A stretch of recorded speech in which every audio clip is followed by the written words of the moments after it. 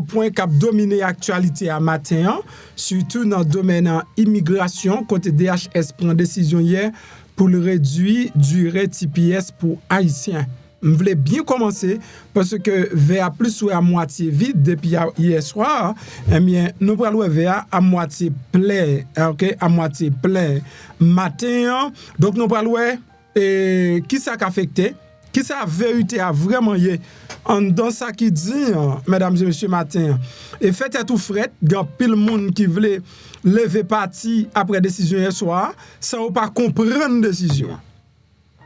Décision côté DHS décidé pour le capable camper TPS, pour le capable réduit sous temps TPS pour haïtiens. Et c'est rare monde qui va dire réduit temps TPS pour haïtiens parce que majorité nèg yo la gueule, non genre la gueule là, monde quand même fait tout mal. Moi gen pile monde tout qui commence content et qui bat bravo la contentement. Qui content parce que moun sa ou te vin là t'es trop fréquent, moun sa ou te vin là t'es trop chaud, moun sa ou te vin là t'es passé et bien toute bagay était fini OK pour yo, bah ça c'est pas un moment de fête lié, bah c'est son moment de collaboration, son moment pour nous mettre tête ensemble, son moment pour nous unir nous pour nous faire force. Les nous sont peuple étranger qui sont en territoire étranger, les bagay yo difficile pour nous-mêmes, nous pas qu'à dans division. Nous pas qu'à nan chirepite, nous pas qu'à nan vengeance. C'est tête nous pour nous mettre ensemble, pour nous collaborer et puis pour nous réussir ensemble. Après, cette division qui est entre nous, n'a réglé ça. Et pendant ce temps, l'administration prend décision ça, gan pile bénéficiaire TPS surtout qui déjà porté plainte pour administration Donald Trump là. M'bral wè ça ensemble avec nous dans la vidéo a, un juge qui prononce le contre syndicat qui a cherché bloquer une série de licenciements président Donald Trump yo, ça veut dire les bail Donald Trump une victoire mesdames et messieurs côté juge là, lui-même lui prononcer contre syndicat qui tapé dit non avec paquet licenciement ça que président Donald Trump lui-même lui a fait. Administration Trump là, lui expulse brutalement une série de migrants, li te voye Guantanamo, environ 177 immigrants vénézuéliens qui étaient dans Guantanamo, donc li traversé avec Honduras et puis sortant de Venezuela, vinn chercher petit li et ça pousse me poser question pour dire et nous-mêmes qui est-ce qui vinn chercher nous. N'a continuer et bataille pour nous capable continuer kembe informer Jean Sadouye chaque jour mesdames et messieurs. Et Donald Trump également lié un décret qui visait aider fédéral avec dossier migrants et avec dossier migrants.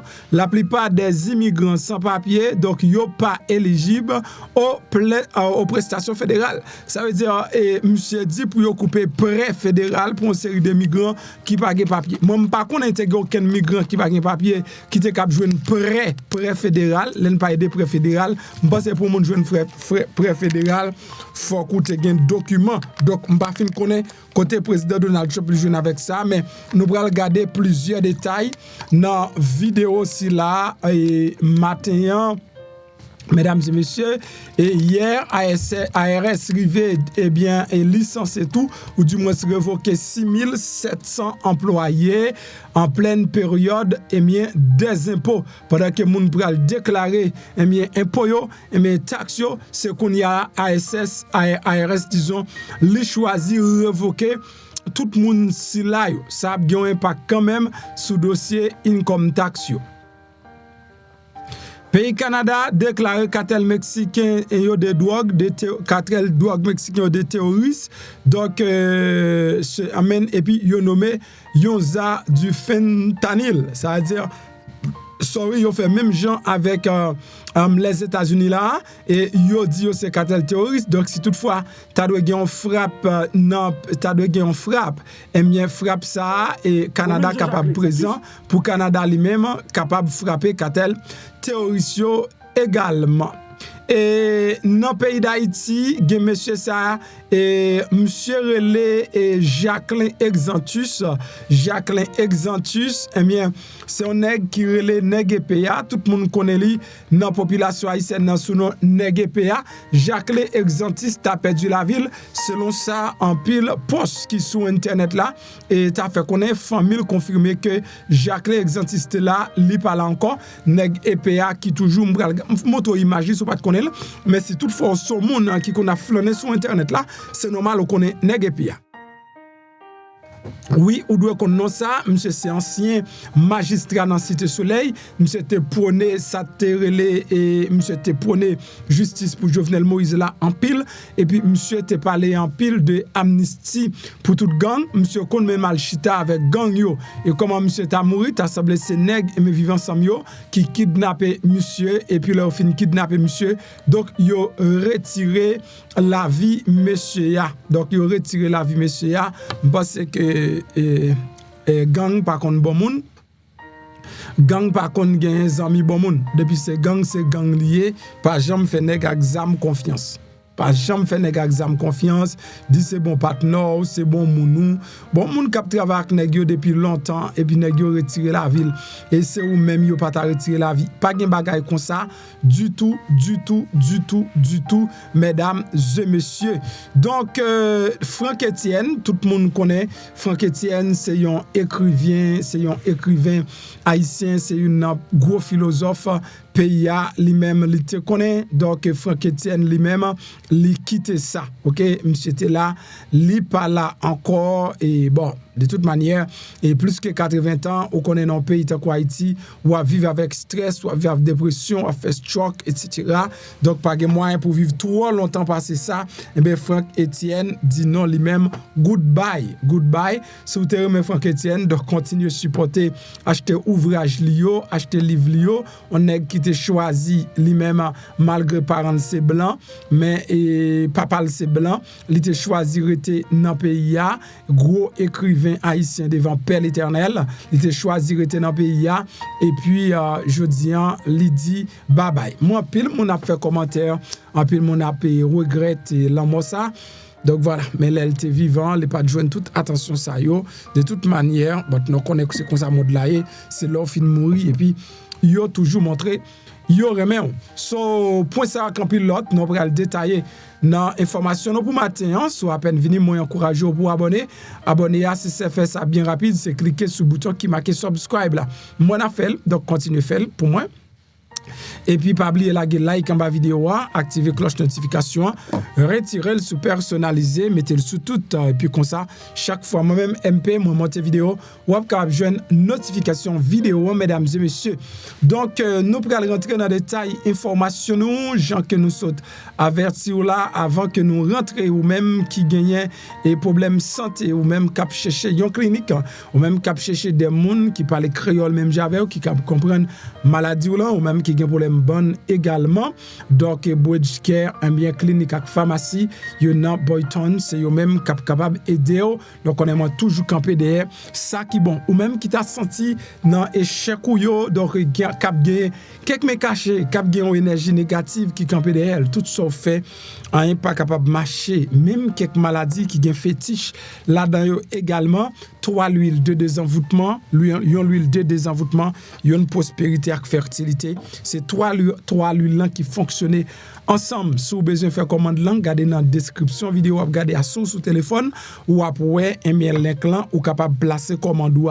Et moi encourager de placer commande plus sur website là pour qui ça parce que laisse ça non pas qu'à fouiller non bon message WhatsApp et si vous pas gain aucun moyen on faire sur website là et bien laisse ça on peut utiliser numéro regarder là 201 726 0159 là pour capable faire zèle ajouter numéro sur WhatsApp et puis voyer adresse ou bon nous n'a ship li pour même la cao ça qui arrive dans jour qu'a venir gon petit retard après nous fin joindre dernier shipment nous a joindre là donc li dans route déjà pour moun qui te fait semaine ça yo ka la semaine prochaine mais tout monde semaine prochaine yo semaine dernière yo donc y a joindre tout shipment yo semaine ça grâce à Dieu. Donc si toutefois ou gen business également.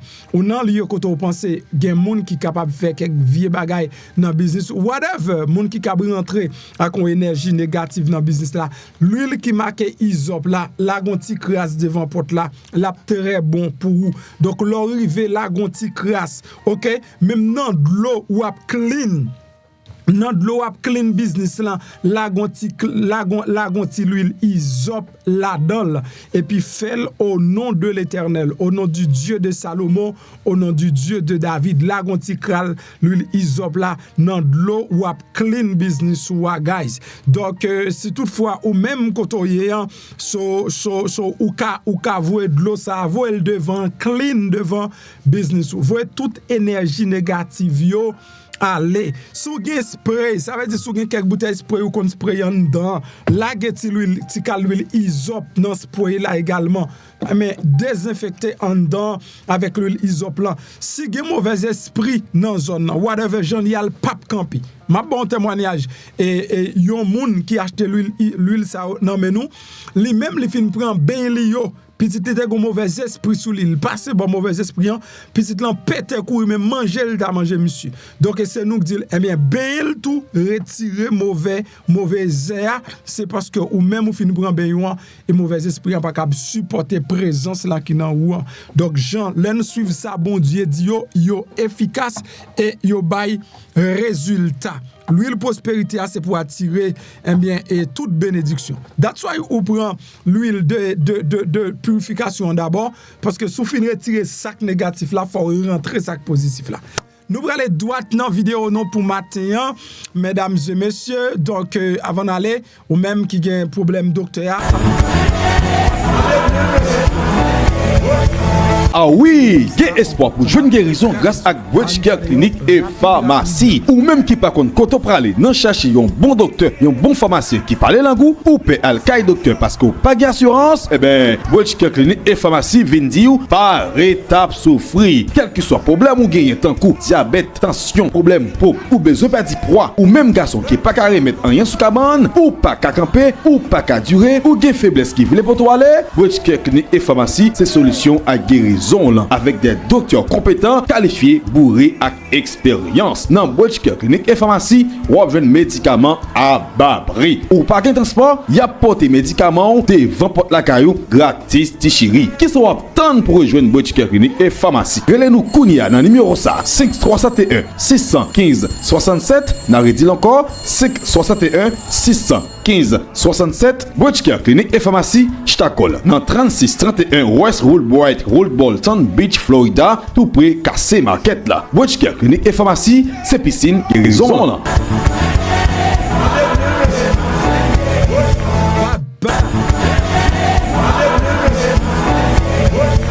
Ah oui, pour gagner espoir pour jouer une guérison, il faut qu'il y ait un bon docteur qui connaisse à faire, cap mettre mes sous, pas jouer une charlatan, et bien bon plus maladie, le que vous passez dans Bridge Care Clinic, pas jamais oublier dit c'est mon MPH ouye pour yo capable ba bon Jean rabais spécialement dans prix médicament. On rentre droit dans et détail nous matin. I'm so happy. This is a very good weekend and then we're gonna enjoy this weekend because this is the day that the Lord has made. I will rejoice and be glad in it. So m'abdo the way you feel, c'est pas ça mon dit, mais façon senti ou là. Donc c'est qu'on s'allier. Si moun dit ou pas en santé, ou même déclare en santé. Si ou même dit moun dit ou pauvre, ou même déclare ou riche.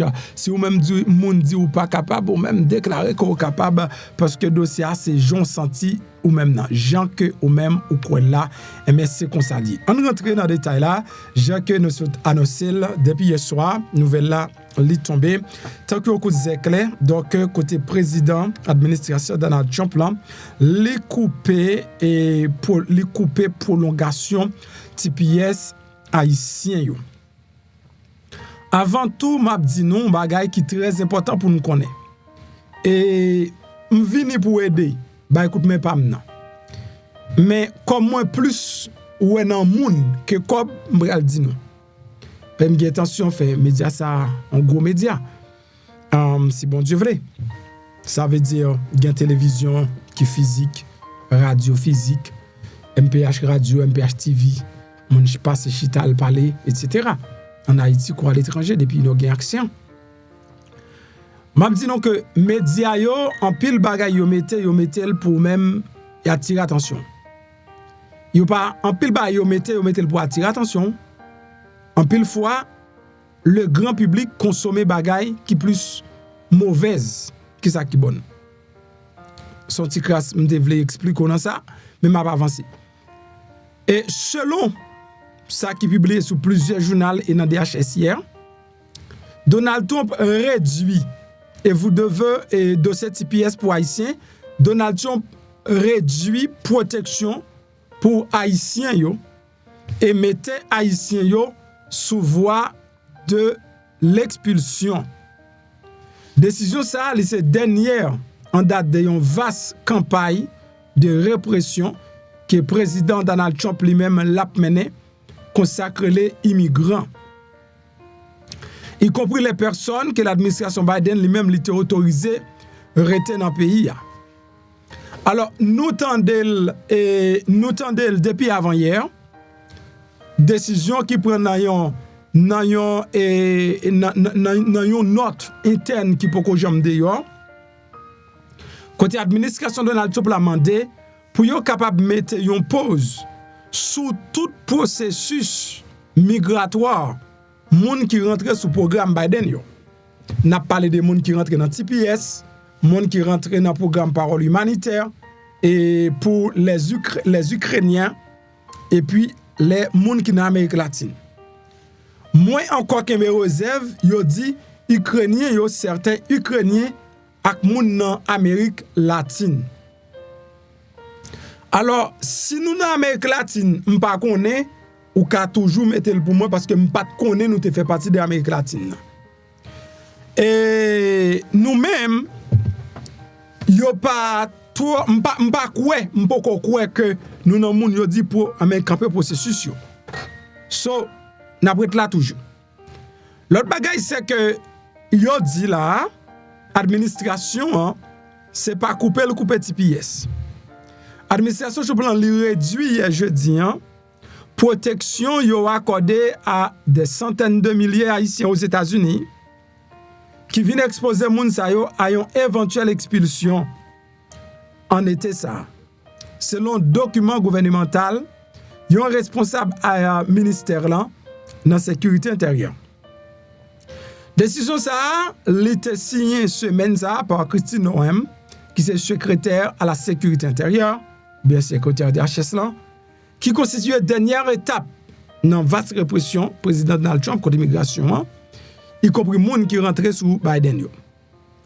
Les Haïtiens concernés par décision ça qui vivent aux États-Unis sous statut protection temporaire, yon statut qui destiné pour aider monde qui aux États-Unis qui pas capable de retourner en toute sécurité immédiatement dans le pays en raison d'une catastrophe naturelle, conflit armé. Il y a plus que 500 000 Haïtiens aux États-Unis qui sont éligibles à ce statut ça. Ça a dépassé 500 000, c'est millions même. Avant de quitter fonction, président Joseph Robinette Biden il était accordé une prolongation de 18 mois de protection contre expulsion. Jeudi, Madame Noem, hier jeudi, lui révoqué prolongation ça. Ça signifie que protection a expiré désormais dans le mois d'août au lieu de l'année prochaine dans le mois de février. Donc, protection doit expirer. Ça veut dire si PSO dans le mois de février qui va venir l'année prochaine. Il était 18 mois, mais il a retiré 6 mois là-dedans, il a quitté à 12 mois. Il a retiré 6 mois là-dedans, il a quitté à 12 mois. First of all, ce n'est pas éliminer TPS pour Haïtiens. Moun qui déjà content, capable bravo, parce que moun sa te vin là, il était trop fréquent, il était trop sous moun, il t'a mettre moun dehors, il t'a prend madame moun, il t'a prend mari moun. M'pas fête dans ça. Parce que personne pas qu'à prendre madame moi si madame n'a pas voulu quitter. Personne. Et madame n'a elle qui fait choix. So, m'pas quoi que dans mitan malheur n'a réglé de ses vengeances. Du tout, loin de là. Étranger connaît que nous avons un cas qui est difficile. Et dans le cas qui est difficile, nous avons des gens qui déjà a dit non, faut que Trump lui tourne sur le dossier ça. OK? Donc nous-mêmes qui sommes haïtiens, nous ne savons pas comment nous avons fêté pour ça qui passe là. Pas de moyen pour nous célébrer pour bagay ça. Parce que le pas belle, le pas bon, en aucun sens, le pas fait sens. Qui sa bagay la yé, sous fait venir rete là pour bien entendre, pour bien comprendre ni, pour ne pas faire sucre attention. Nous besoin comprendre administration pas camper TPS pour haïtiens. Même gens yo campé déjà pour vénézuéliens. Yo pas campé pour haïtiens. Yo réduit durée. Pas oublier. TPS là et gouvernement qui est en place là, li ordonné pour le bail pour 3 périodes différentes. Li ka bay TPS là pour 6 mois qui c'est pipitian. Yo ka bay TPS là pour 12 mois qui c'est moyen an. Yo ka bay li pour 18 mois qui c'est ça plus long nan. Administration Donald Trump là a supporté force multinationale là, l'a supporté la PNH, l'a supporté Haïti. Bagay, en pile monde pas penser s'il t'a supporté la PNH, s'il t'a supporté force multinationale là, mais l'a supporté. Puisque l'a supporté, Donald Trump tellement orgueilleux, il connaît tout ça le supporter. Donc en fait, Trump pas encore penché sur Haïti non pour me dire non bien. Et Marco Rubio sous côté l'a supporté par haïtien. Mais là Trump vraiment veut supporter là. L'a seulement dit Trump va parler aujourd'hui et dit semaine prochaine pour vacamo Haïti yo mettre fin dans radot insécurité y a mettre fin la donne. M'bo garanti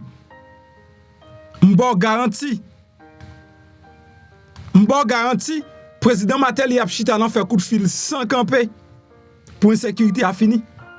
Privé a fait coup de fil sans camper pour insécurité a fini. Aristide a fait coup de fil sans camper pour insécurité a fini.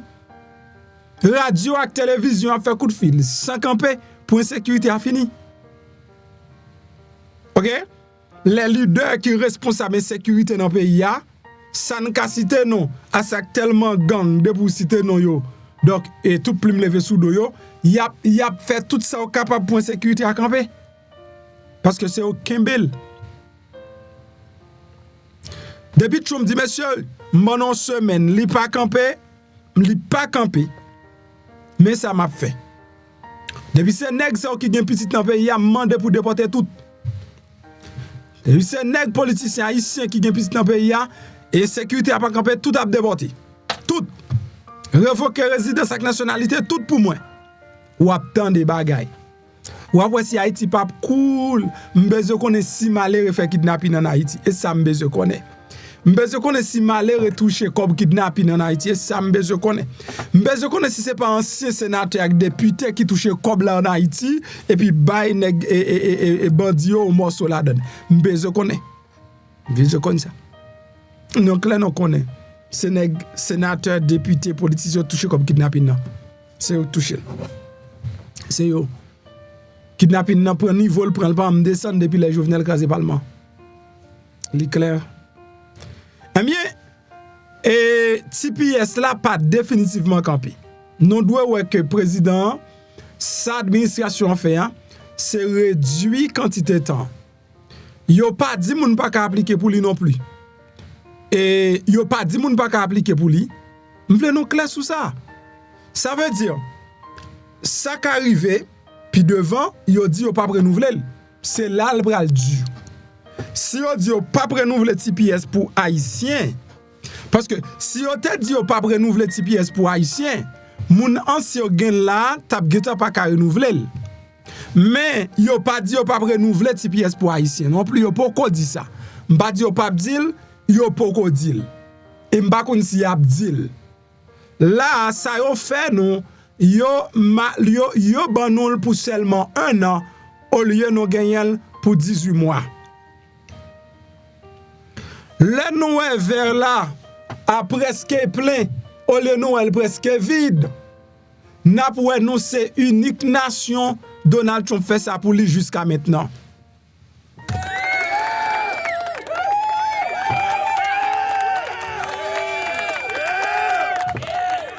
Est-ce que nous comprenons? Le nous vers là à moitié plein, au lieu nous à moitié vide. N'a pour nous c'est unique nation, Donald Trump seulement réduit quantité nous pour nous, mais il peut pas éliminer nous. Ça nous est là, c'est pas du feu, hein? C'est la fumée. Hein? Ça nous est là, c'est tout enquête là, chay la te pilou. M'pap di chay la de, c'est parce que gen pile moun kap goumen pour ti pièce là, gen pile moun kap mande Donald Trump reconsidérer, c'est que Trump te prend une décision pour éliminer ti pièce là net, et puis il tendait la raison, il fait ça le fait là. Là, et m'ba explication ça pour quelqu'un moun kap comprendre ça kap di ya, lò rive dans travail matin, yo campé ti pièce haïtien, est-ce qu'on pas de petite, yo campé ti pièce pour haïtien, yo pas camper.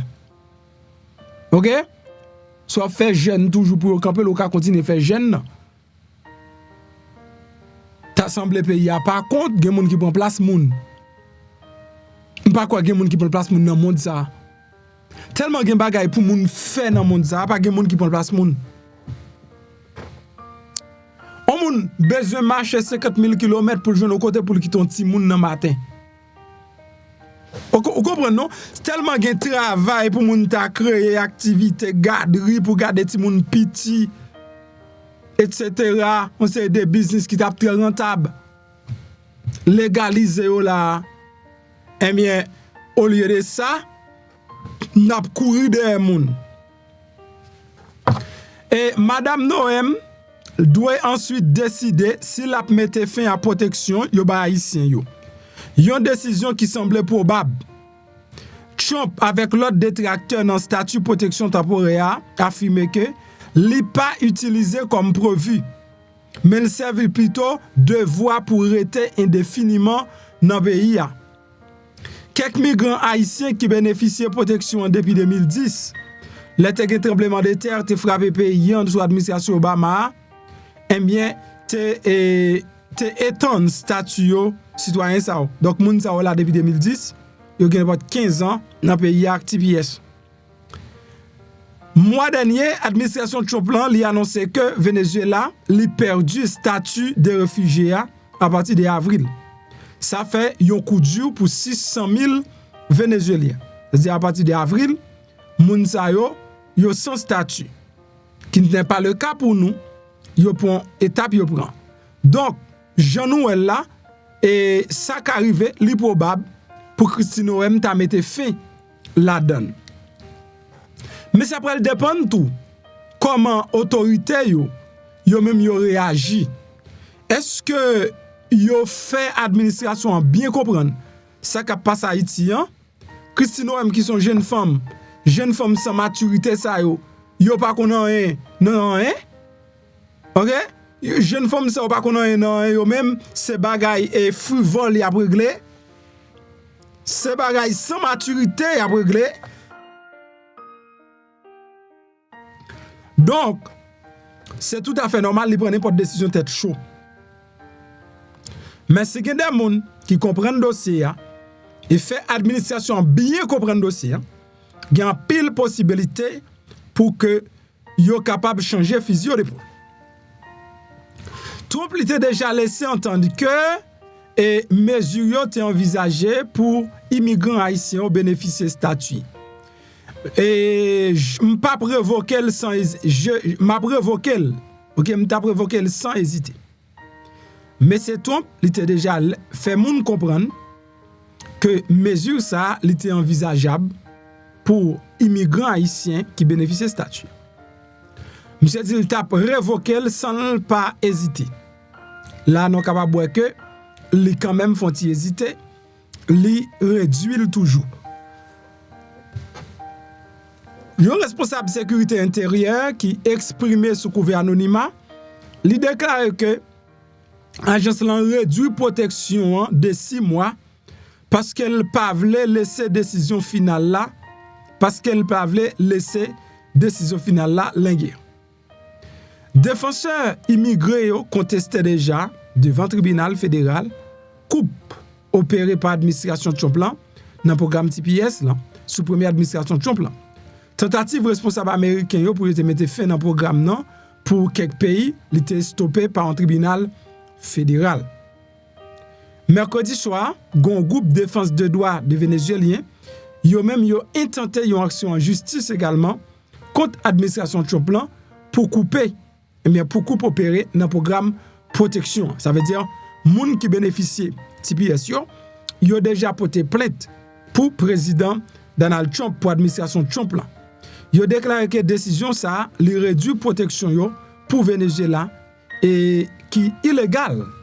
D'après ça, on fait qu'on est. Donc, ils ont demandé pour le juge là, t'as bloqué décision ça.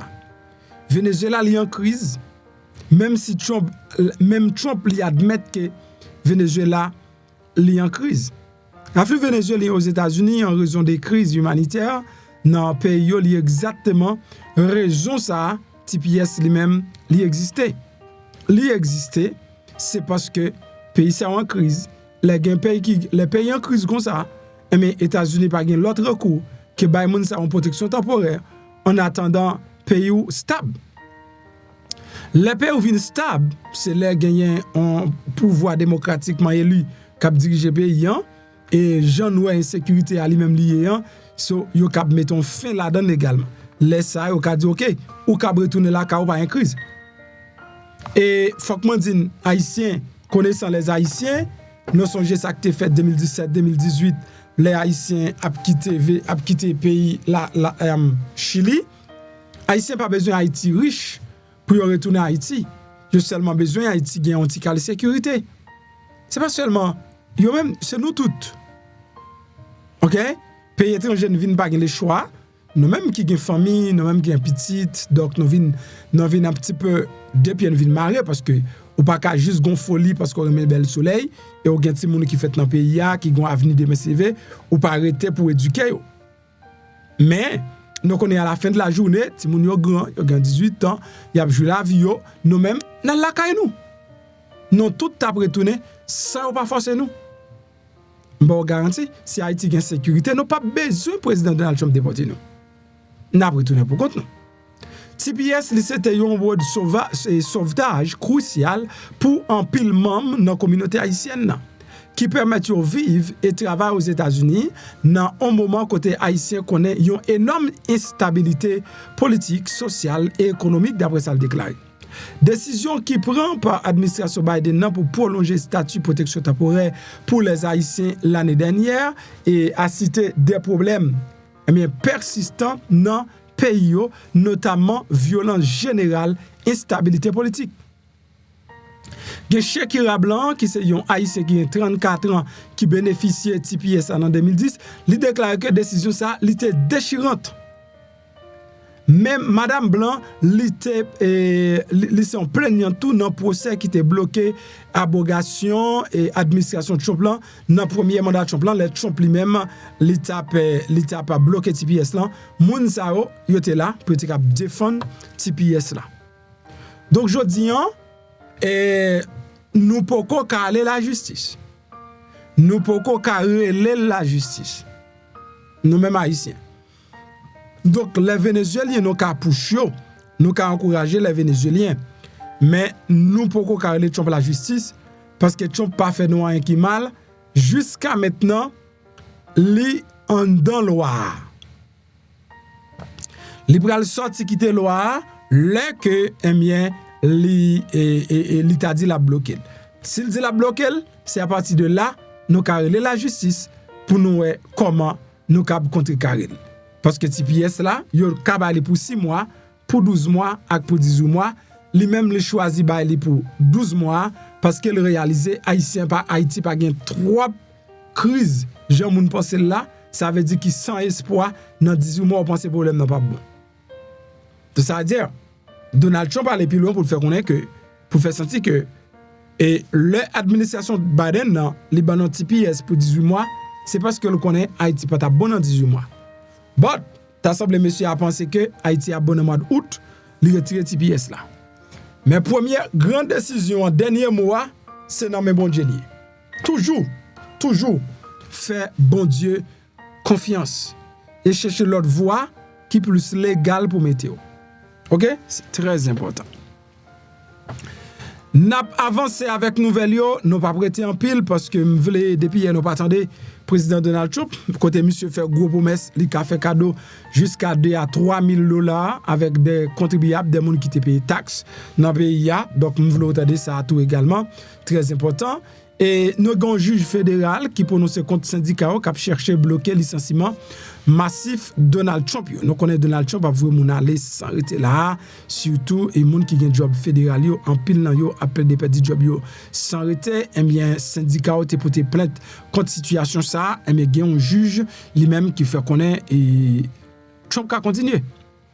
Juge fédéral là rejeté une tentative syndicat qui était visé bloquer effort administration Trump là qui visait réduire drastiquement taille effectif fédéral yo mettant ainsi au licenciement massif qui produit dans plusieurs agences et yo continue. Donc l'État veut dire que quitter licenciement ça veut dire révocation continue.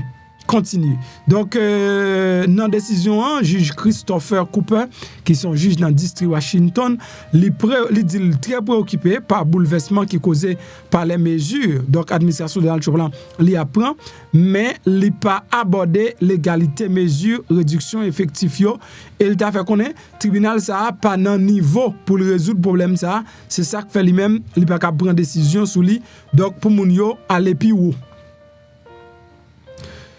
gon série de immigrants qui étaient déportés à aller Guantanamo, j'en ai regardé là, c'est pas des conditions humaines du tout. Nous avons aussi en battante, il y a le météo dans rage Guantanamo côté pour regarder bœuf, mais c'est là il y a le météo immigrants yo ou ka imagine immigrants ça en dehors et maringouin, c'est moustique et puis yo enchaîné dans chaîne pas gen monde connait qui condition yo yé. Sur 178 migrants vénézuéliens qui étaient déportés à Guantanamo, yo et traversé avec yo là dans Honduras et arrivé Honduras mesdames et messieurs et gagné avion vénézuélien qui vient prendre immigrants si là 677 yo et puis grand là d'ailleurs même yo retourné avec lui aux États-Unis d'Amérique sur 177 ça. Donc l'État vénézuélien malgré la situation yé maman chien pas contre mort des petites li juste dans zo li même li voye chercher par lui. Je pose la grande question et nous même qui moun qui vinn chercher nous si toutefois nous t'a tombé dans situation déplorable ça. Hier pendant que nous dans saison et côté moun a fil tax et ARS li licencié 6700 employés. OK, 6700 employés joignent révocation hier dans ARS. L'emdou ça c'est parti causé administration Trump là commencer licencier 6700 employés ARS mesdames et messieurs selon des monde qui proche dossier là. OK, ça qui étonne on série des mesures de réduction de coûts, ça veut dire pour nous dépenser moins l'argent, mais est-ce que n'a besoin de service? Oui, peuple américain va joindre cob, mais est-ce que n'a besoin de service? Suppression d'emploi ARS yo touché employés qui en période d'essai récemment qui étaient embauchés dans le pays. Il y a plus que 5000 et de travailleurs sérieux donc qui fait partie de l'équipe de conformité de l'agence qui occupe des audits et de recouvrement etc. C'est-à-dire audit, garder pour si bagay yo bien fait et puis recouvrement et moun qui perdi cob pour ta rejoindre cob yo, moun taxe fil et taxe te fil mal. Donc yo joindre yo. Je me songe me perdu presque l'année dernière 8 000 € et 8 000 $ et puis il retourné 8 000 $ là donc ban moins so, ça veut dire son taxe son cob t'a perdu mal et moun ça donc c'est pas eux même qui te retourné donc c'est compagnie et son compagnie qui retourne qui me contrat ensemble avec eux parce que m'te fil taxe la mal et puis il dit non comme ça et on perdu et puis il retourne so mais ARS lui-même ils font genre les taxes les fil mal et puis eux même ils retourné comme ça pour Et ARS, les employés environ 100 000 comptables, avocats, avec l'autre employé à travers VIA, administration Biden, l'été et renforcer l'application de la loi, et moderniser l'agence là avec un investissement de 80 milliards de dollars. Mais le président Donald Trump, il voulait limiter pouvoir et puis voyer Elon Musk, soi-disant département efficacité gouvernementale, pour capable examiner système si là. Gon porte-parole ARS qui refusait un fournir chiffre exact quantité moun révoqué yo. Donc selon quelques moun qui au courant dossier gagné environ 6 000 à 7 000 moun qui joignent révocation yo hier, mesdames et messieurs, et ça cap un impact rapide sur tax return. Nous connaissons dans la Maison Blanche interdit Associated Press qui c'est une gros agence et journalio, mesdames et messieurs, on équipe grand journal américain, grand média américain mandé la Maison Blanche pour la Maison Blanche retirer sanction ça limiter sous moun yo mandé retirer sanction ça yo mettez sous Associated Press là parce qu'elle t'a violer la loi si toutefois yo ta kembe bagala comme ça la d'ailleurs gen CNN et même Fox News qui c'est bon moun pa yo mandé la Maison Blanche retirer interdiction. C'est des dizaines d'organisations presse majeures là dans CNN, Washington Post, Fox News qui écrit la Maison Blanche et bien sûr maintenant pour demander et li retirer interdiction limitée sur Associated Press là côté eux même yo pas capable participer dans et en série de conférences qu'a fait dans la Maison Blanche. La Maison Blanche, li bay moun sa yo interdiction son gros journal américain, gros agent journal, raison de fait yo bay Associated Press sanction, c'est parce que dans quatre pa yo pas mette Golf America, yo mette Golf Mexique et ou connaît Donald Trump changer nom en Golf America puisque yo pas respecter principe là, yo sanctionné yo pour ça. Pendant ce temps, le pays Canada qui fait même route avec les États-Unis, les dénommé cartel drogue, dans le pays Mexique tout comme terroriste. Et automatiquement, les nommé terroriste, moun sa yo gen droit à attaquer ou la déployer l'armée contre terroristes dans le pays Mexique qui ont décision côté Claudia Sheinbaum, présidente Mexique là qui prend décision pour le contrecarrer décision de Donald Trump, mesdames et messieurs, et nous gagnons nèg EPA, de monsieur là, donc semble disparaître nèg EPA et semble disparaître. Bon chercher tout côté là. C'est monsieur ça qui est le nèg EPA et monsieur le Jacqueline Exantis, tout le monde connaît monsieur sous nom nèg EPA.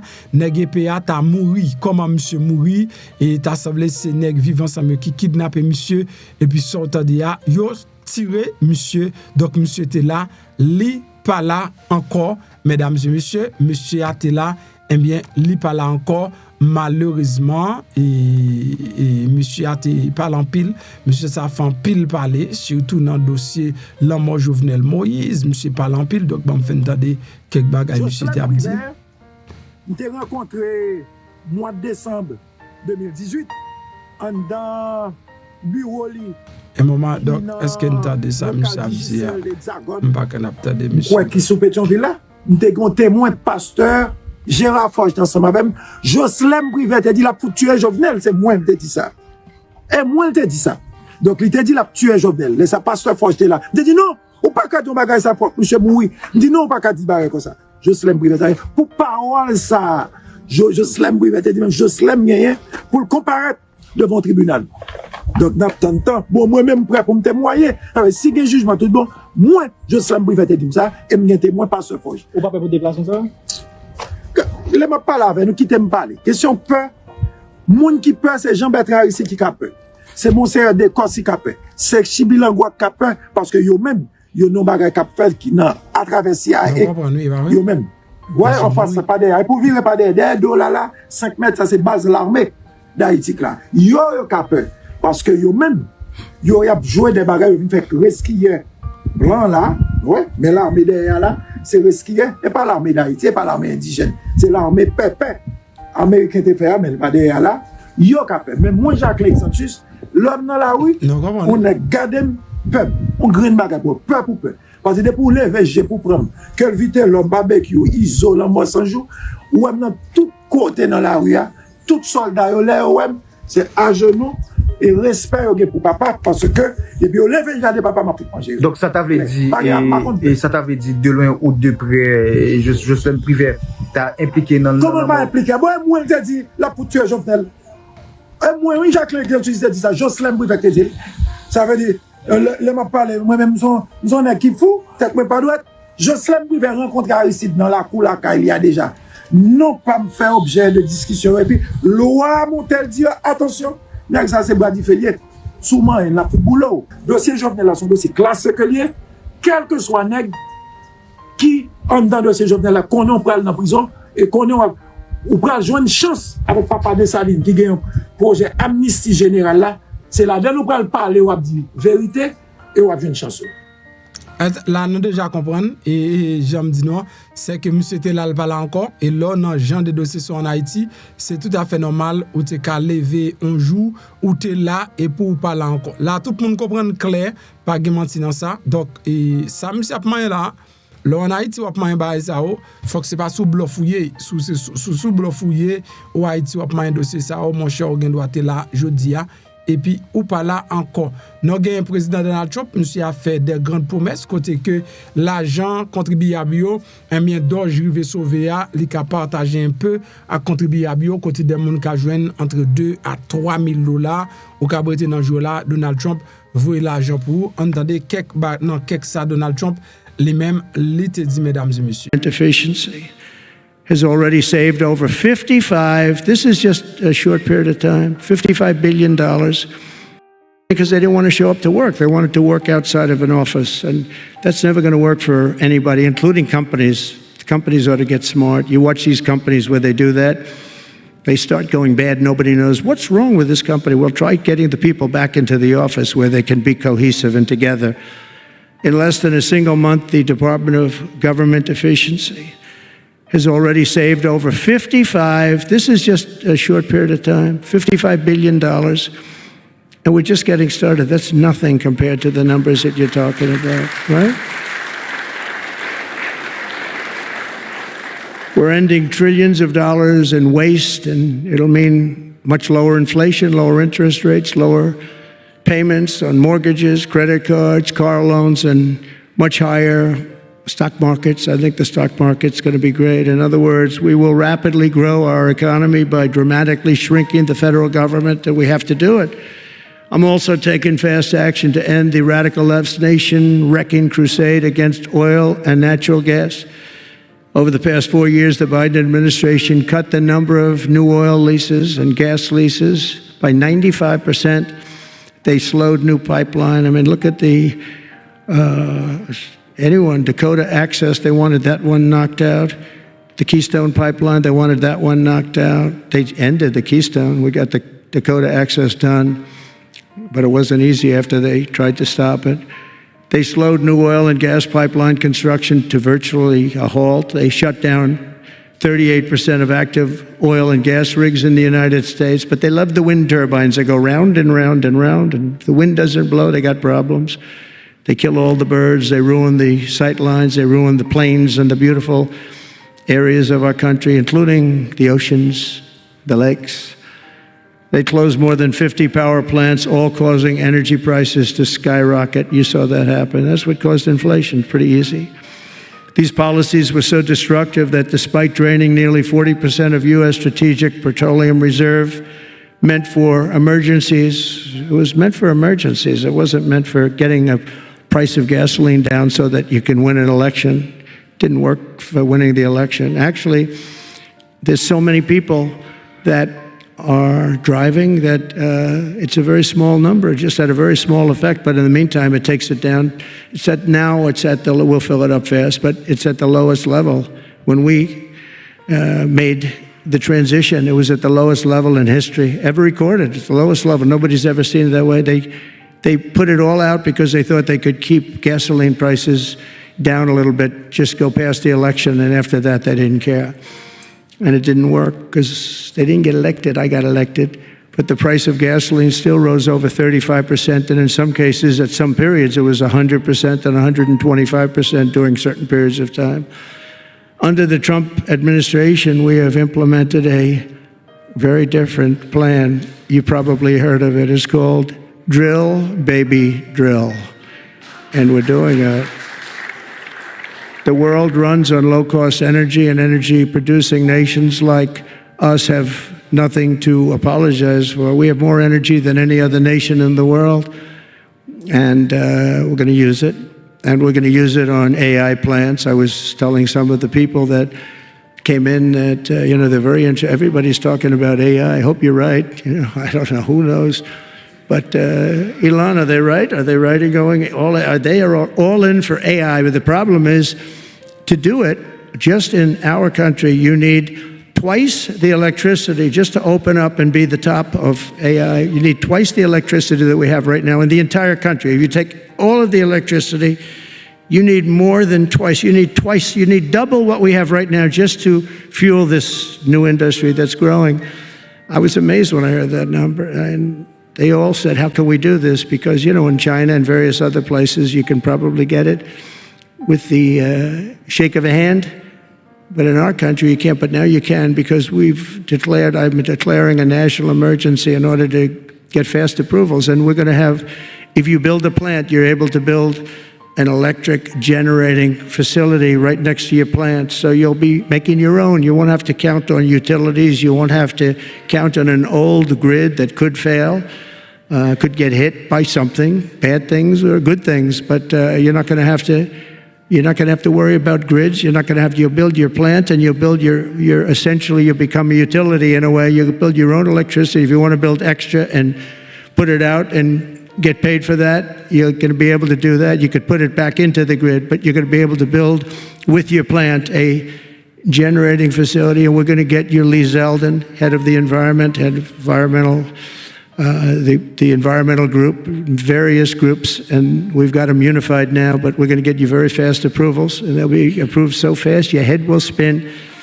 And we're going to get that whole industry started, and we're going to be the head of it. We're leading right now. We have the greatest brain power. We're leading right now, and I expect that we're going to be leading by a lot, but we're going to get you the energy very, very quickly. That would be the one thing that everybody was concerned. How do we have that much electricity when Los Angeles has blackouts and brownouts right now, and there's a lack of electricity, but we're going to get it at levels never seen before. I ended the ridiculous Green New Scam, halting tens of billions of dollars of wasteful deficit spending, and I withdrew the United States from the unfair one-sided Paris Climate Accord, and I ended Joe Biden's insane electric vehicle mandate because it was just insane.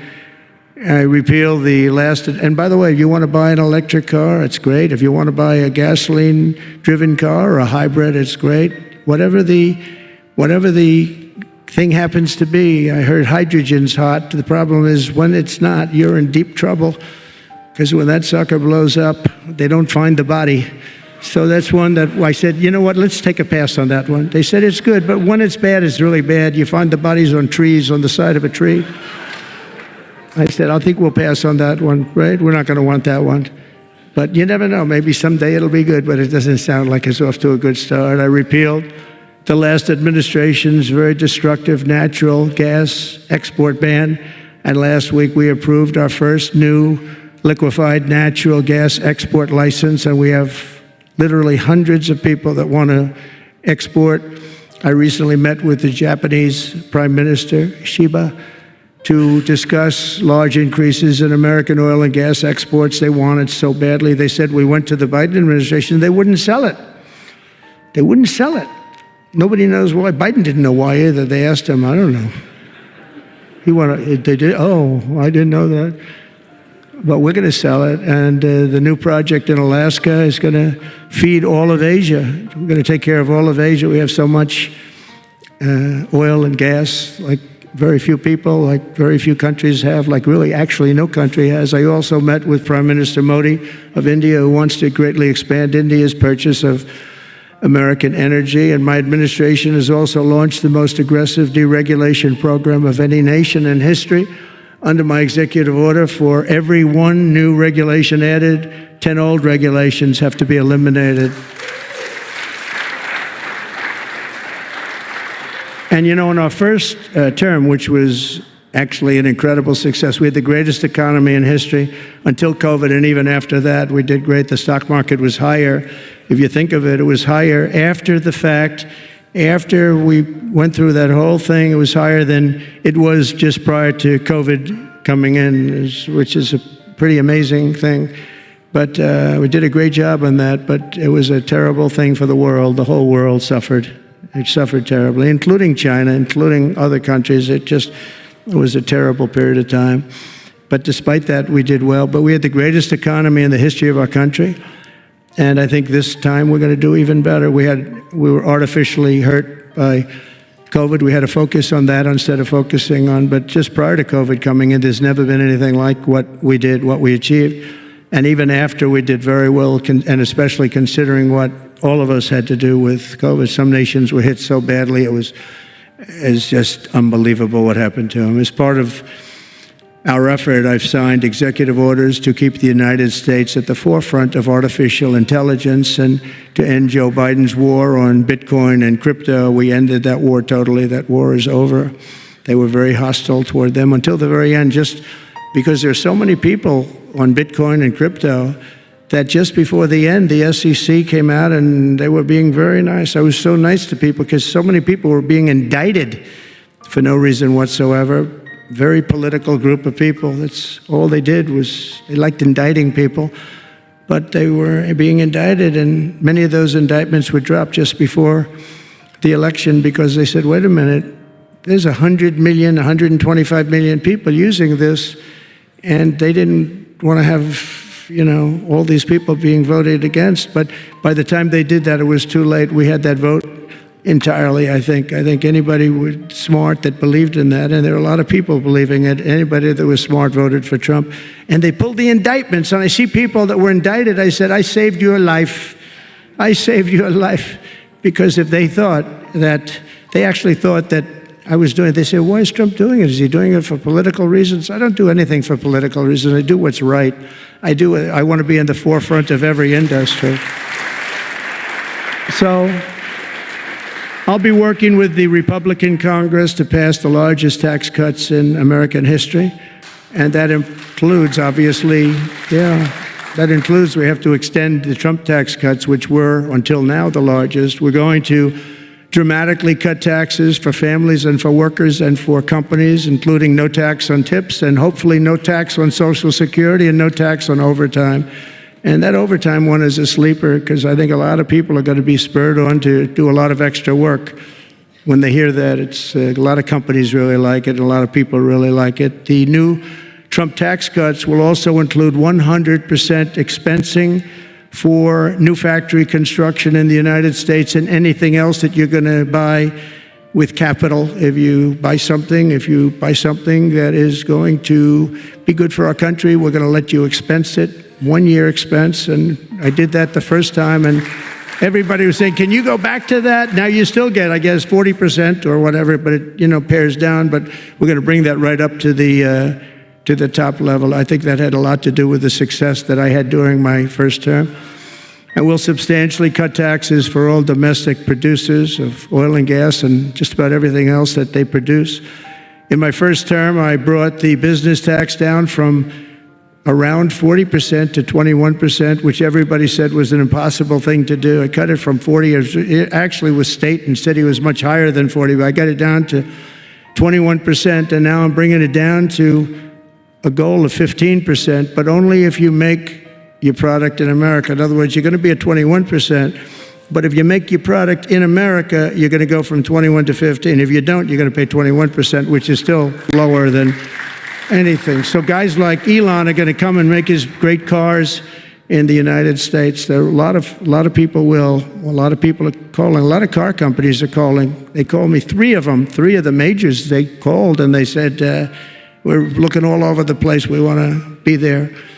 I'm going to be announcing tariffs on cars and semiconductors and chips and pharmaceuticals, drugs and pharmaceuticals and lumber probably and some other things over the next month. or sooner. And it's going to have a big impact on America. We're bringing our businesses back. If they don't make their product in America, then they have to pay a tariff. But if they do make their product in America, they don't have to pay any tariff, which will it's all going to bring trillions of dollars into our treasury, or it's going to mean that there won't be any taxes because we won't have a fair base. If they don't have it, we don't have it. If they don't pay, if they don't charge us, we don't charge them. It's pretty simple. The Republican Party is once again the party of common sense. We're a party of common sense. We want strong borders. We don't want men playing in women's sports. We don't want to have transgender for everybody. We're the party of common sense. That's how we won the election in such a big manner. We'll no longer allow other countries to ransack and plunder our nation. That's why I've announced that we will soon begin imposing reciprocal tariffs on any country that engages in unfair and unequal trading practices.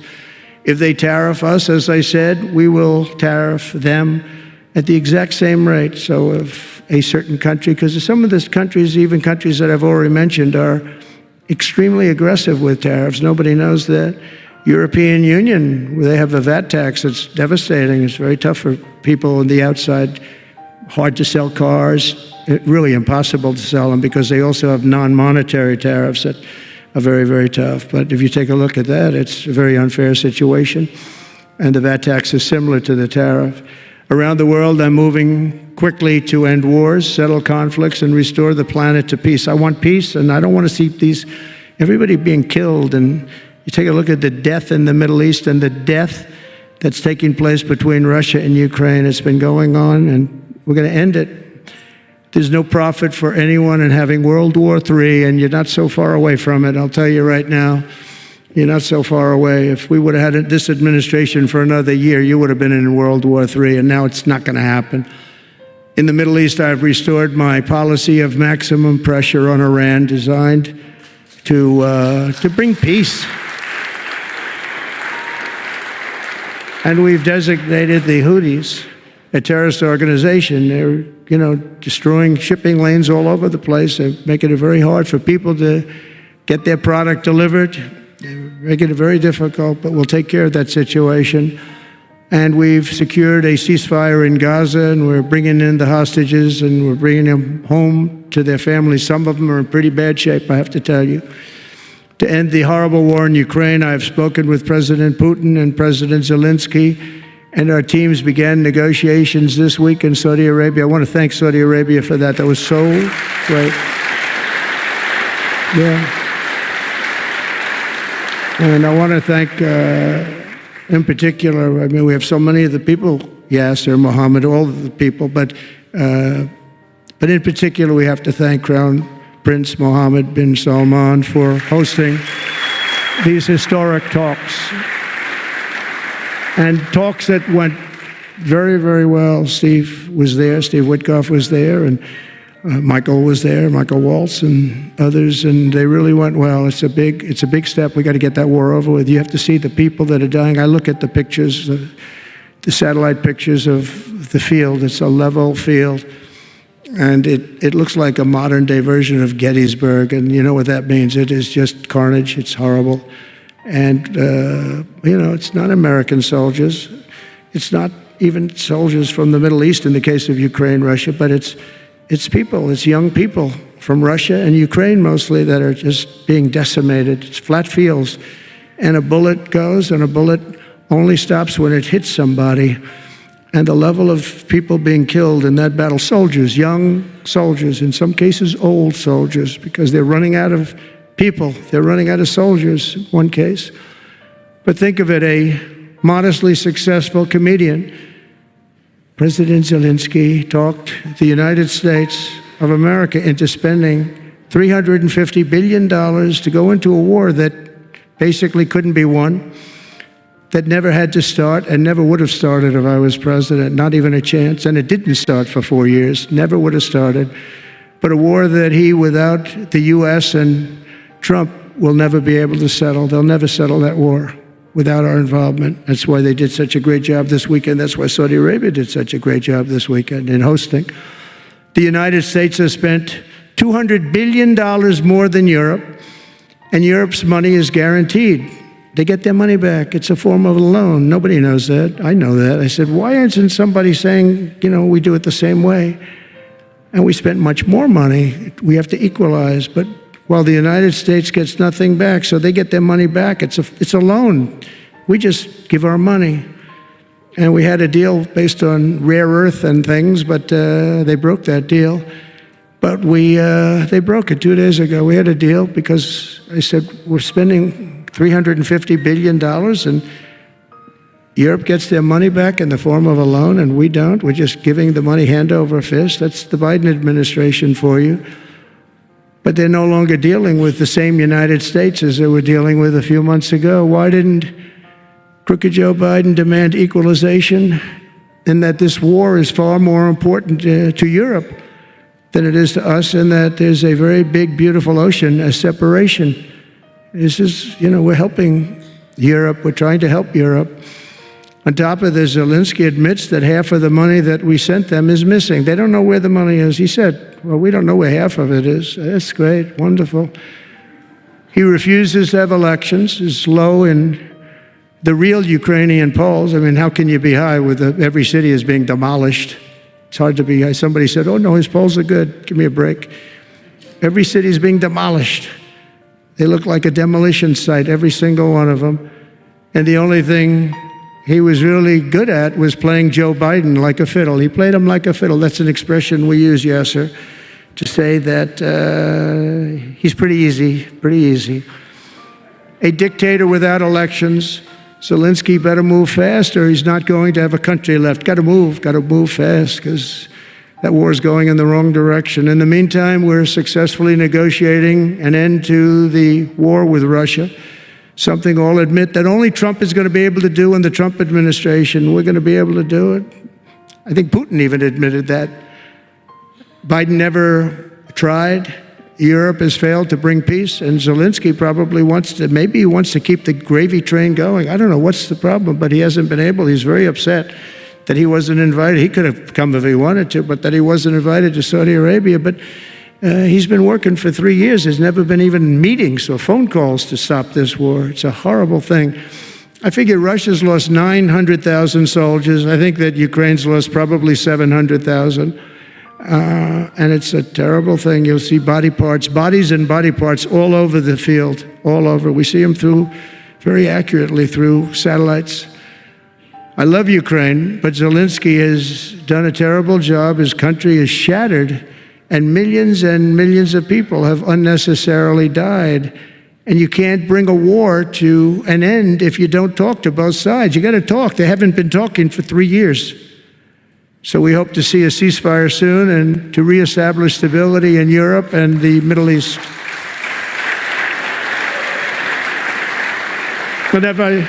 Thank you very much. And as I've said before, it's my hope that my greatest legacy will be as a peacemaker and a unifier. That would be a great legacy. So in conclusion, the golden age of America is upon us, and I'm inviting everyone here today and every citizen across our land to take part in the most extraordinary period of peace, prosperity, growth, innovation, wealth creation, and expansion the world has ever seen. We're on our way. I mean, everyone's talking about us. 3 weeks. We're in there for a couple of days more than 3 weeks. And everyone's talking about it. You have to see the crowds of people outside. It's pretty amazing what's happening. We're on the verge of soaring markets, surging incomes, booming production, groundbreaking technologies, thrilling discoveries, and a quantum leap in the quality of life. Absolutely a quantum leap. One day, very soon, our country will have the greatest economy in the history of the world, because we once again have a president who puts America first, and we put America first, and your country should put your country first. But in the end, we want America first, and when it's all beautiful, which it's going to be pretty soon, we want to help other countries, and you want to help other countries. But, I tell your leaders, and some of the leaders are in this room right now, you got to put your country first. Whether it's Saudi Arabia, whether it's something else, you got to put your country first. But we're going to have plenty left over to help others also. As long as you invest in America, build in America, and hire in America, that means that I'm fighting for you. I am fighting very hard for you. Together, we're going to make the United States of America, bigger, better, bolder, richer, and greater than ever before. It's going to be stronger than ever before. We're going to be a peacemaker and a peacekeeper. We're going to stop people from these stupid, never-ending wars. We're not going to partake in them ourselves, but we'll be stronger and more powerful than anybody by far. And if it ever came to war, there is nobody that will be able to come close to us, but we don't think that's going to ever happen. So I want to thank you all very much. It's a great honor to be here. And I think somebody said they're going to ask questions, and I didn't say, gee, what are the questions like Biden does? I say, just ask, it doesn't matter. You ask a question and I give an answer. So I think, Richard, you're going to come up and you're going to give me some questions. Thank you very much. Thank you. Thank you very much, Mr. President. Please, a round of applause for the President of the United States of America. Thank you.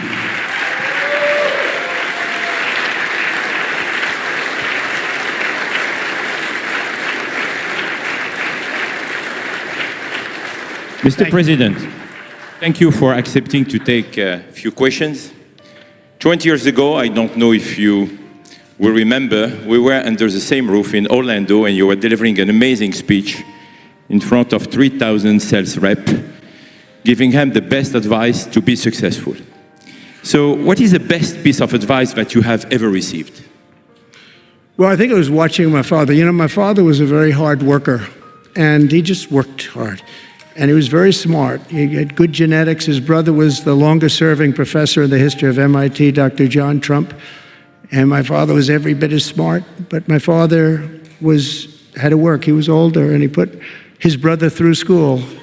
In fact, he once said, boy, I put him through so much school. He had 3 different degrees. And they asked him to stay on at MIT. But my father was the same ilk. And I noticed that my father was a happy man. And what he did is he worked. He just worked all the time. He worked. And he loved it. And really, I think the best piece of advice I got from that is you have to love what you do. And if you love what you do, you're going to have a happy life. If you don't, I mean, I see so many people, they're in businesses that they don't want to be in. They're in businesses that, you know, they're bored in or they're not good at. They don't have a natural ability at it. There is such a thing as natural ability, whether it's sports or acting or anything else. I mean, some people have an ability for something. Try and find that ability, but you have to love what you do. If you love what you do, you're going to be, at least you have a good chance of being successful. Mr. President, it's almost time for an early dinner. So if you are throwing a dinner party and you can invite 3 fascinating guests, living or dead, who would you bring? Well, they're all sitting right in the front row. Yes, sir. Are you ready? Mohammed, are you ready? Steve Witkoff, and we have the most important person, at least until the World Cup is over, is here. Johnny, stand up. He gave the United States the World Cup. Johnny, thank you very much. I didn't know you were here. That's very good. He's the king of soccer. That's not bad. And you've done a fantastic job. You know, but it's very interesting. When I was president, I got the World Cup. And I got all of the, you know, we have this 250 anniversary, so that fell in this administration. That's a big deal, 250 years. But we have all of these things happening, and I also got the Olympics. And I was called by the mayor of Los Angeles, sir, would you call up the Olympic Committee, because it was at that time President Obama will not take their phone call, and we're going to get the Olympics in Los Angeles. And by the way, they've recommitted to Los Angeles at a level that, you know, I was very worried about that. And they've, the opposite, you know, somebody could have said, well, we're going to do it someplace else, until they have actually recommitted. They're going to make it bigger and better than ever. So I want to let you know that. But I had the Olympics. So I got the Olympics, I got the World Cup, and I said, and the 250, but that one I didn't get. But it was there. It was in this term. And I ran an election, and we did fantastic in 2016. We did much better. Millions and millions, tens of millions, but millions and millions of votes better. And bad things happened, and I didn't get that one. And I said, you know, when I originally signed the Olympics, I said, I won't be able to even be president. And I got the Olympics, because if I didn't, when I spoke with the people, the organizing committee and the people in different parts of the world, they asked me to do it because the president wouldn't do it. I was president-elect, and I gave them a talk. I couldn't get them off the phone. They were starving for love. And the bottom line, they gave us the Olympics. And I said, you know, isn't it sad? I won't be president. Then we had the election result, and now I'm president for the Olympics and for the World Cup. So I'm very happy about that, Johnny. Thank you very much. Thank you. I'll be there. I promise I'll be there. And by the way, Mr. President, backstage you have a gift from Johnny. He gave us the first ball with your name, which will be played for the World Cup That's great. In America. It's going to be great. Thank you, Johnny, very much. I doubt that any day you will take a sabbatical year, but if you could take a sabbatical year, Mr. President, what unconventional thing would you do? What was the word? Sabbatical. You don't work for 1 year. I thought you said Sabbath. It's a big difference. It's almost the opposite when you think about it, right? I think what I do is, look, what I'm doing now is the most exciting job in the world. It's a hard job, not an easy job. It's a nasty job.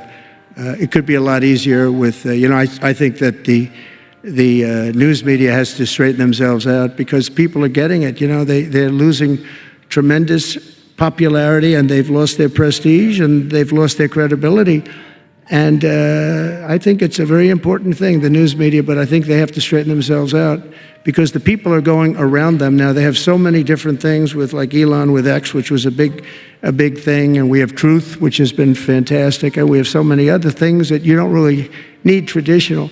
But I will tell you that there is just nothing I could do to enjoy my life, whether it's that or anything else that you'd ask, because this is the ultimate. I mean, I had to make a big decision, and it was a very risky decision because if I would have lost, my life would have been a much different life. It would have been a very nasty life. They were going after me at levels that nobody's ever seen before. Not Andrew Jackson, not Abraham Lincoln.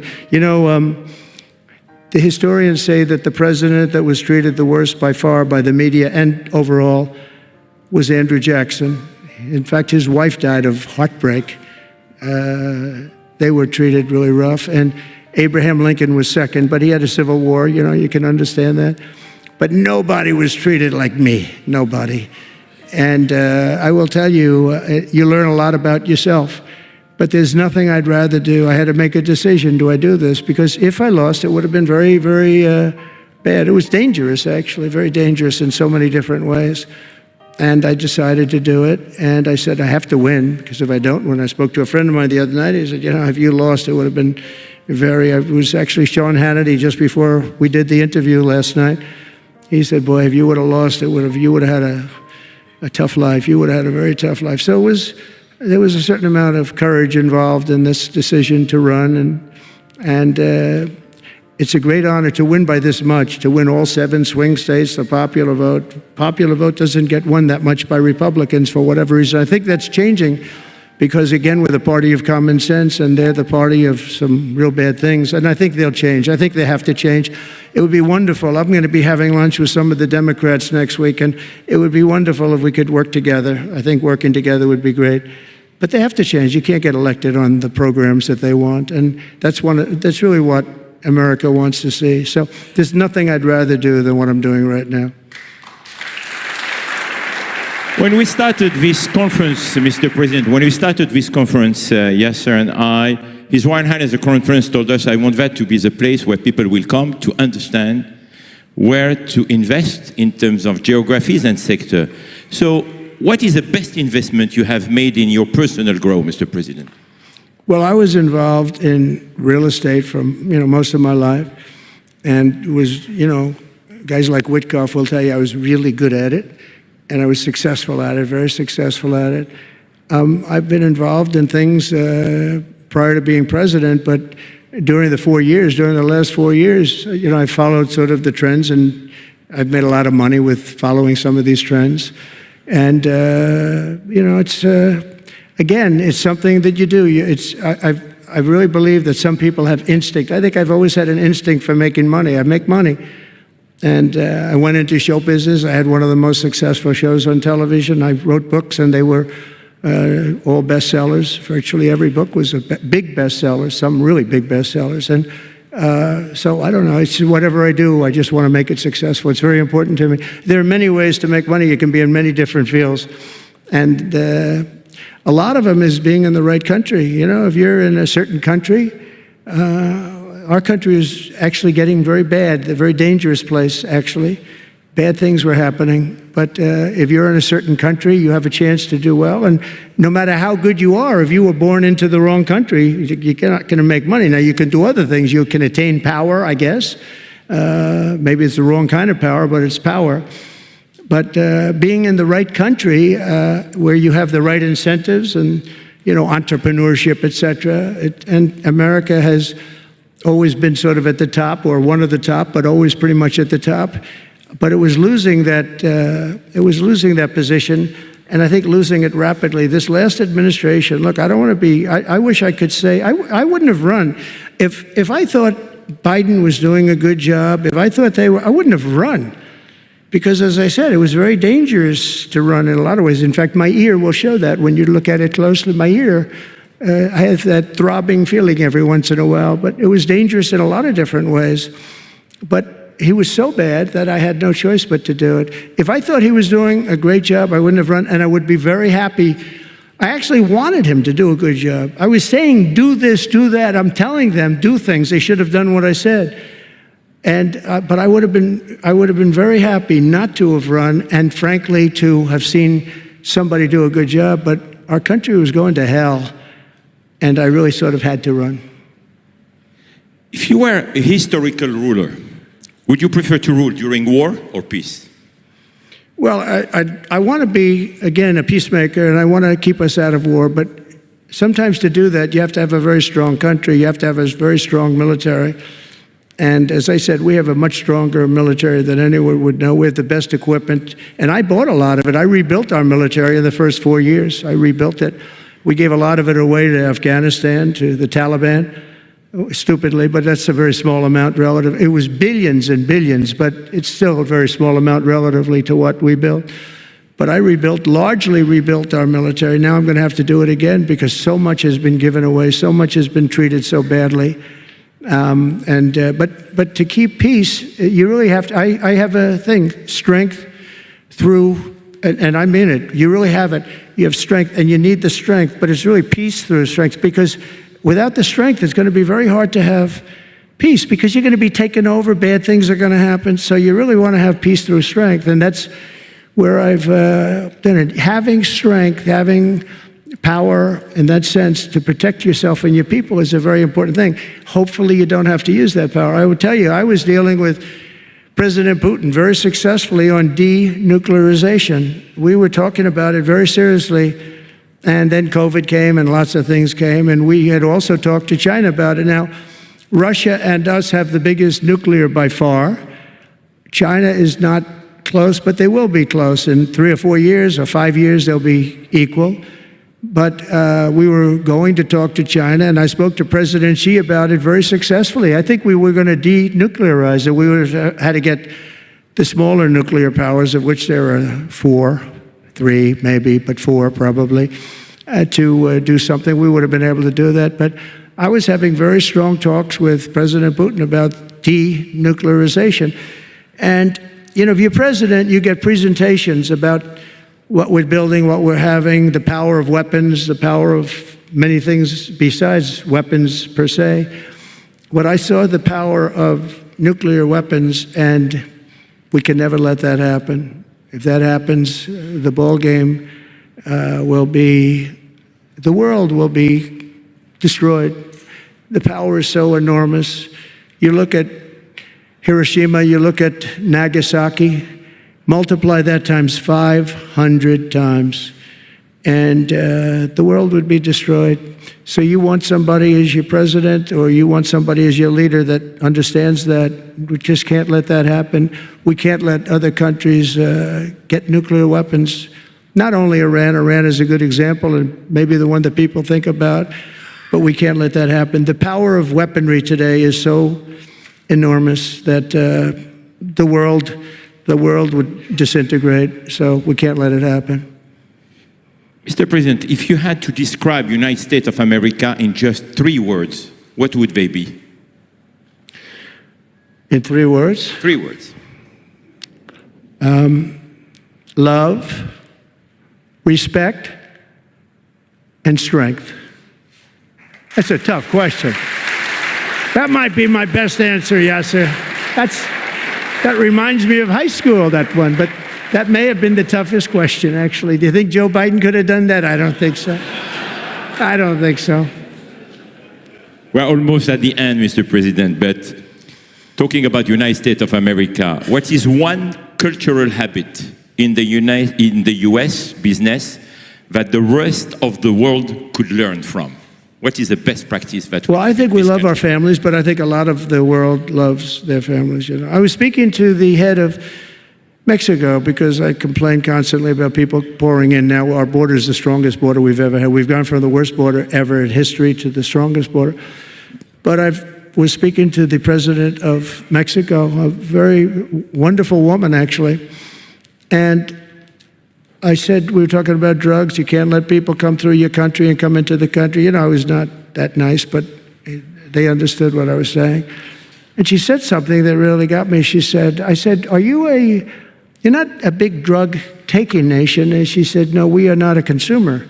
And I said, a consumer, what an interesting word. We're not a consumer nation. We're not a consumer of drugs. I said, what an interesting, and why is that?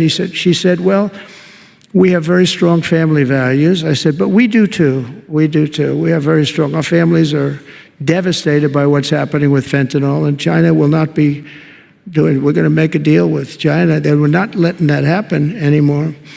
And I had a deal, by the way, before I left. I had a deal with President Xi where they were going to give the maximum penalty to anybody making fentanyl and sending it into the United States. And their maximum penalty is the death penalty, and it would have stopped. But when the election turned out to be a rigged election, but that's okay. When an election turned out to be, it was an election that shouldn't have happened. All the things that happened. I'll give you an example. We wouldn't have had October 7th, Israel attack. We wouldn't have had Ukraine and Russia fighting. We wouldn't have had inflation. We wouldn't have had all of these things that, happened. But in speaking with her, she said about family values, I said, well, you're not really saying anything there because we have great families too. We have great family values. She said, plus we advertise a lot. I said, ooh, you mean you advertise about how bad drugs are? Yes, we do. We spend a lot of money on advertising. And I said, unbelievable. That was such a great conversation because we're going to spend hundreds of millions of dollars advertising how bad drugs are so that kids don't use them, that they chew up your brain, they destroy your teeth, your skin, your everything. And I thanked her for that. I make so many calls and I never learn anything from anybody. I know everything and I never learn anything from anybody. And I spoke to this woman. As soon as she said it, she didn't have to say exactly what. I said, exactly, what a great idea. And I think we're going to have, and I saw pieces of it, we're going to go in with $100 million and then another $100 million initially. But I saw some of the ads and they are really violent. I said, you have to make them strong. Your skin practically comes off after a period of time. You lose your hearing. You lose your teeth. It is terrible. And we show this happening to people.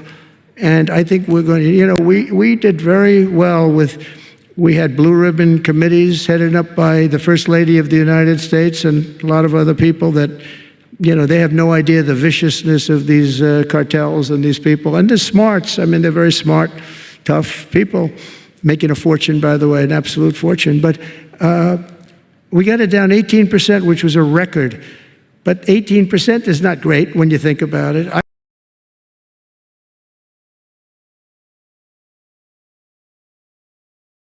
Bonjour, MP, comment vous êtes tout bagay en forme pour? Moi, mon a faut parler en pile pour l'huile là, yo pas vle acheter, bon di ou. Ouais, hier, mal travail. Mon petit clou qui levé dans pied gauche moi. Petit clou a fait pied enflé. Moi rivé dans travail, pas même arrêter travail, un petit clou a fait mal. La fait mal en pile et puis il fait pied mon gros. Chance moi c'est parce que dans pied gauche qui fait me conduire me vinn là quand moi. Le me venir me baigner, après ça me style passer l'huile là sous pied. Et puis tout m'était juste parler avec bon Dieu, tout me passer l'huile là sous pied. Après ça, me matin, me lever, puis il désenflé. Normalement, deuxièmement, il désenflé, il va faire mal. Et c'est un petit clou, il senti tout petit 18, et puis il gonflait tout pied. En tout cas, ça, c'est témoignage pas moi. Ou capable quitter, dire ça dans les on fait nouvelle plus tard. Ou capable dire moun yo ça. Ça veut dire quantité ça que on dit et l'huile là bon pour lui ça c'est l'huile gros ça qui plus gros on dépasser ça qui désenvoûté c'est lui même que me dépasser dans pied on capable quitter on capable dire ça dans nouvelle plus tard comme témoignage pas moi parce que quantité ça ou dit l'huile là bon pour lui au contraire moi même il bon pour plus bagaille toujours on va faire photo de si grasse couloir pour moto et puis à des temps désenflé parce que tellement gros m'était saisi tout le monde travaille là c'était Jean-Pierre était gros enflé était enflé clair qu'on a pu me descendre normalement pas même cas et brete me retourner là quand moi qu'on a pu avoir fait mal puis descendre puis normal.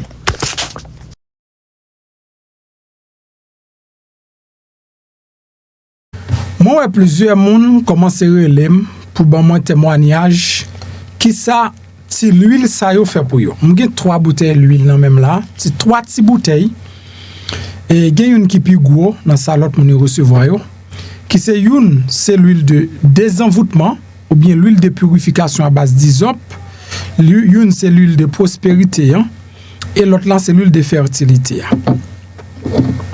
Toi l'huile ça a sorti en Israël.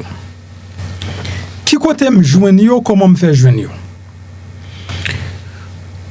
Au conseil que fait me audace pour me présenter l'huile ça et d'abord me prend pile risque pour me faire ça parce que nous sommes protestants et en tant que protestants on connaît que comment nous nanti soulier nous gon paquet de bagaille nous prend pour diable c'est déjà c'est en liberté me te prend pour me te présenter nous l'huile ça moi j'ai plus que 2 ans depuis m'a servi avec l'huile ça. Et m'gen plusieurs autres bagages qui sorti en Israël me dit nous ça. Qui côté me joindre? C'est parce que guys, m'était toujours à travail. Oui, m'était toujours à travail. M'gen doit faire 6 mois de travail, mais après 6 mois, faut que moi perde du travail là pour me tourner à zéro. Business moi gen doit marcher pendant 7 mois pour année, faut gon l'autre 5 mois qui pour manger tout si ça m'était fait. Qui doit bien marcher là dans moi ça l'autre mois c'est moun qui pour prêter me pour me terminer moi ça me fait pas que temps fini l'aime senti ma bout à mode de vie tomber lever ça que me pas ka utile tête moi rien malgré me tap travail moi tomber prier moi acheter livre moi li bon comme moi pas grand rien pour me faire encore moi tomber dans préparer ministère. Moi, j'ai fait un jeûne pendant 21 jours. Pendant que je fait jeûne pendant 21 jours, et puis, je fait 21 jours, je senti en dame dim, je senti l'esprit qui en dame dim, c'est pour que 21 jours, premier 21 jours, ça, c'est pas pour me délivrer. Et même pour le premier 21 jours, je fait pour la plénitude du Saint-Esprit. L'homme fin fait premier 21 jours, m'parti dans deuxième 21 jours. Dans deuxième 21 jours, bon Dieu commence à l'ouvrir l'esprit me son bonne bagaille. C'est alors que moi commence à chercher moyen, chercher pas qui moyen pour me gagner cob, pas qui moyen pour me réussir, pas qui moyen, m'a acheter livre, m'a pli. Et finalement, bon Dieu ouvre l'esprit sous l'huile de désenvoûtement. Automatiquement mon joindre comme une révélation m'acheter. Mais madame moi pas de quoi dans bagay ça yo, moun bon côté m'pas quoi ou ka utiliser l'huile ça yo, et bien me commencer utiliser l'huile là. M'pas bon menti. M'pas bon aucun menti. Bon Dieu m'observe à l'attendem. Dans premier mois yo nan bénéfice dans business moi moi te qu'on a fait $1,000 bénéfice, 1,000 combien dollars? Bah la dure. Eh bien, on commence à utiliser produit ça yo avec la foi, avec confiance. Premièrement, l'huile de désenvoûtement, c'est l'imité plus utilisé parce que me senti m'envoûté. Il commençait bon résultat. On passait 3,000. On vient monter à 10,000. Jusqu'à ce que bon Dieu pète plafond avec moi. sur rendement sur business moi. Le moi résultat pas moi dis pas peur même si on parler mal ou critiquer business pas m'pi bien pas ça. Ou protestant pareil moi ou dit m'pas ka servir la l'huile de désenvoûtement. Bon m'pi bien pas ça. Pendant même ou son protestant qui dit que ou pas violer loi yo. Mais l'huile de désenvoûtement ou dit pas pour chrétien, même pi bien pas ça. Kay moi payer avant, bill moi payer avant, m'pas nan ferme. Et me senti conscience moi style clair. Moi dis m'a prend risque, m'a dit ou s'ouvre, ou senti ou à bout ak misère, ou à bout tout, ou senti ou envoûté, gon bagay qui bloque l'esprit ou use yo. Moi me prend exactement dans ligne spirituelle là parce que me songe dans Somme 51 et David a dit laver avec l'hysope. L'aime joindre l'huile salma que c'est à hysope yo fait me dit me prendre. L'aime fin prend prospérité à use li tout. Après prospérité, on commence à use fidèle et on commence à use mais sacré fertilité. Prospérité ali même c'est ça qu'on BMB avec. Chaque jour m'oblige c'est ça que chaque jour mon bouteille parce que depuis le fini, il pas dans biome, il pas dans machine moins, sous descend dans machine on va mon bouteille. Dans biome on va mon bouteille. Là caïman on va mon bouteille parce que côté me passer, on gagne petit prospérité ma avec. On pas bon mentir me prospérer. Oui me prospérer. Il pas bon seulement pour moun délivrer économiquement mais socialement, spirituellement, ou senti laisse pour vous faire mais ou pas qu'à penser ou pas qu'à réfléchir. Tout ça ou ba des résultats. C'est ça que fait me dire m'a prend risque là et depuis bon Dieu bon mon révélation pour me font bagay me fait. On pas t'a vendre l'huile de désenvoûtement. On t'a conseiller moun. Le moi ou pas kon côté pour yo joindre ni. Et ben me dit moun yo voyer yo pour moi pas stock. Et puis yo voyer yo. Et puis l'autre monde qui commence à use yo commence à avoir de très bons résultats, bons témoignages. Soit utiliser l'huile de désenvoûtement et prospérité avec fertilité et là bon résultat tout please vous voice pour moi parce que moi j'ai un ami qui dit là il pas capable utiliser comme tout, pas capable comme tout. Et automatiquement il commence à utiliser l'huile là, jodi al geta commencer construire kaili. M'a quitté notre temps de voice ça et puis son témoignage me voulait partager avec vous. Et puis téléphone ça en bas les direct et les WhatsApp ou carrelé direct et pour qu'avon WhatsApp pour dire mes screenshot zel moyen mes adresse moi complet voyez le pour moi l'or fin commence servir avec elle ou a bon résultat m'a vont voice complet pour me dire mes comment tout pour servir avec l'huile de prospérité et l'huile de désenvoûtement.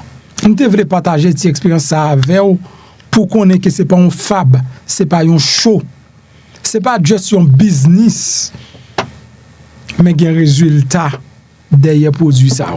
Alors, pas qu'on ça fait un résultat, pas qu'on ça fait ça, mais moi je n'en pile résultat. Merci beaucoup.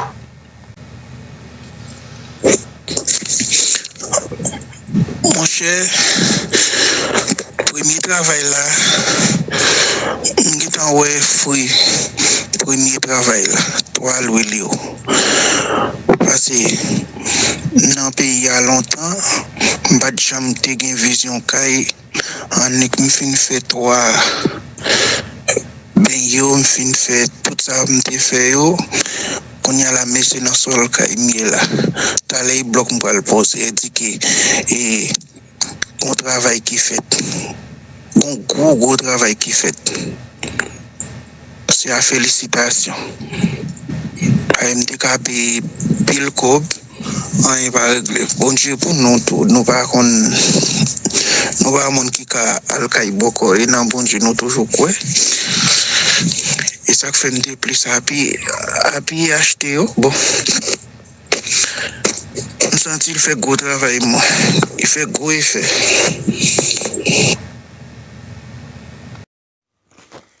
Pendant que vous regardez la vidéo, regardez à droite, vous voyez un bouton qui est en noir qui marque souscribirme. Ça c'est espagnol. Si c'est en anglais, il marqué subscribe. Si en français, il marqué s'abonner. Cliquez sur le bouton ça. Là, on finit cliquer sur lui, vous voyez une petite cloche bon côté. Cliquez sur cette cloche là tout. Sous ti cloche là, ou après l'on abonné automatiquement pas sous première option. Ou après flèche là sous deuxième option. Retire flèche là sous deuxième option, mettez sous première option que c'est tout.